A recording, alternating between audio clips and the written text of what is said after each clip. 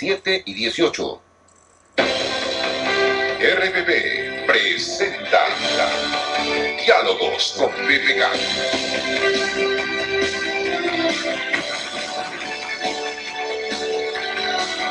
Y ya está con nosotros haciendo sonar los cañones como cada viernes Pedro Pablo Kuczynski. Muy buenos días, Pedro Pablo. Muy buenos días, aquí estamos en Lima para variar, en vez de Tingo María la semana pasada. Bueno, antes de que nos cuentes las historias de Tingo María que deben ser de varias, permítenos reiterar nuestro saludo a la DIRCOTE. Hoy se cumplen 22 años de la captura de Abimael Guzmán, que nos trajo por fin, la pacificación del Perú. Así que vale la pena reiterarse. Hay que celebrar eso y felicitarlos. Bueno, cuéntanos de Tingo María. Hablemos un poco de la agricultura, porque parte de esta crisis del crecimiento ha sido el problema agrícola. Arroz con semillas ya viejas, la producción bajó un montón, la producción de arroz en el último año ha bajado 20%, la roya en el café debido a falta de prevención, insuficiente asistencia técnica del Ministerio de Agricultura, y la producción de café bajó también 20%, ¿no? Y agréguese a eso la pesca, que también ha tenido una reducción similar. Son ingredientes de nuestro bajo crecimiento, para no referirnos solo a las causas externas, ¿no? No, claro, estas son causas internas, porque el precio del café está por las nubes. Ese no es el problema. Entonces aquí yo creo que la lección es que se necesita una política agraria mucho más tecnificada y agresiva, porque después de todo el grueso de la pobreza está en el agro. Entonces hay que trabajar ahí, ¿no? Quizá tú puedas explicarme una inquietud que tengo hace muchísimos años y que se refería en específico a Tacna. ¿Por qué se cobra impuestos cuando uno importa equipos de tecnificación de riego si lo que queremos es modernizar la agricultura? Debería ser cero el arancel sobre eso. No, porque inclusive hay financiamiento externo que permitiría a los agricultores adquirir los equipos, pero no pueden hacerlo porque no tienen el 18%. Así es. Ahora, lo que pasa es que IGB aquí se cobra sobre todo, hasta los medicamentos contra el cáncer, ¿no? Entonces es difícil evitar el IGB, pero el arancel sí se debería evitar con tratados de libre comercio, ¿no? Bueno, y vamos a la carretera Tingo María, el famoso puente en Tambillo, puente Tambillo, que hay que darle la vuelta, pues, porque en auto no se puede pasar. Es un puente que una parte se cayó, no sé si por exceso de peso de algunos camiones o problemas en la construcción, pero... Nos decía nuestro corresponsal que ya están dañados los pilares. O sea, hay daño estructural. Claro, ahí tienen que rehacer un puente, y se habla de poner un puente Bailey, pero es un puente así armado de fierro, pero es un tramo de 50 metros, entonces no es tan fácil. Guayana, además, claro, no cualquier huesito. Y lo que hay es el emprendedurismo peruano. Hay unos motociclistas ahí que llevan a la gente en una moto lineal por un caminito chiquitito para dar la vuelta al lugar, ¿no? Pero es un problema porque esta es la principal carretera transversal del centro del país, por ejemplo, para llegar a Pucallpa hay que pasar por ahí. Es un problema urgentísimo, ¿no? Y hasta ahora, si bien hay trabajos ahí y todo, no hay solución, ¿no?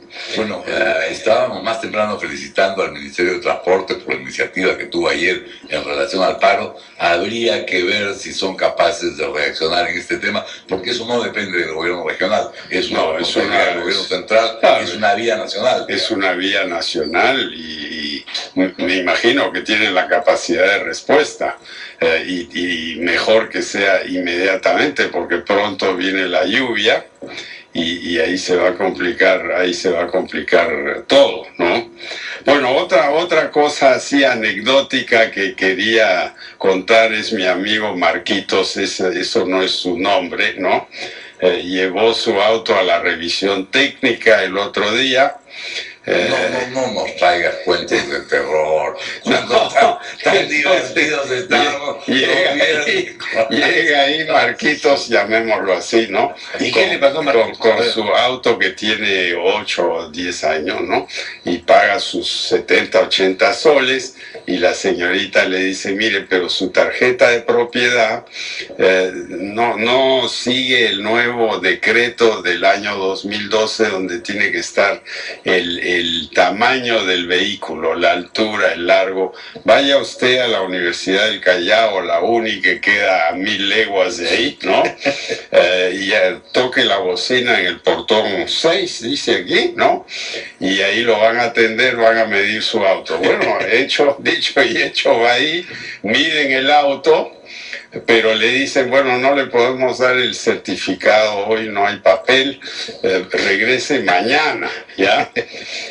Y después usted tiene que ir a donde el notario que certifique que efectivamente el auto tiene 1,55 m de alto, etcétera. Entonces sacan la wincha, etcétera, va a donde el notario, que había salido a almorzar, porque ya se había dado la vuelta a Lima, este pobre señor, ¿no? Y además el viernes peor, porque salen de Lima, claro, van temprano. Le dijeron, bueno, regrese en la tarde, otros 70 soles. Al final, ayer, después de 4 días, logró pasar su revisión técnica a un costo entre pitos y flautas de 300 soles, ¿no? Un auto que está en perfecto estado, dicho sea de paso, ¿no? Entonces hablamos de reducir los requisitos burocráticos, pero es pues... No hacemos sino implementarlos con cualquier excusa, ¿no? Así es. Ya que las medidas del carro figuren en la tarjeta de propiedad. Es verdadero. Bueno, ese requisito es resolución directoral 982-2012 MTC/15.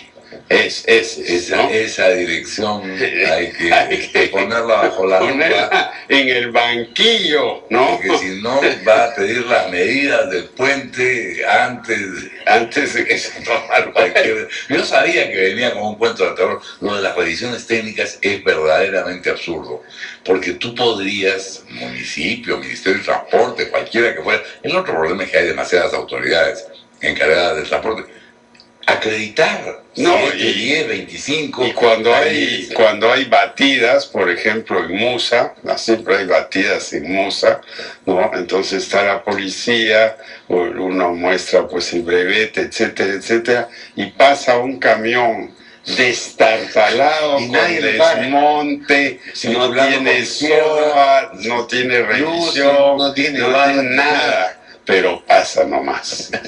Entonces yo creo que tenemos un problema que tenemos que arreglar, ¿no? Ahora, vayamos a la economía. El ministro de Economía dijo ayer que la recuperación del crecimiento quizás va a ser un poco más lenta de lo que se pensaba. Bueno, yo diría que la parte agrícola, la parte pesquera, pues es un fenómeno casi natural. Eso va a tomar unos meses, si no es un año. Y tenemos un factor que sí nos afecta, es el precio del oro, que está casi en caída libre, ¿no? Ayer llegó a 1.240 la onza. Pensemos que hace un año estaba en 1.800. Y esto se debe a que Europa está completamente aplanada económicamente.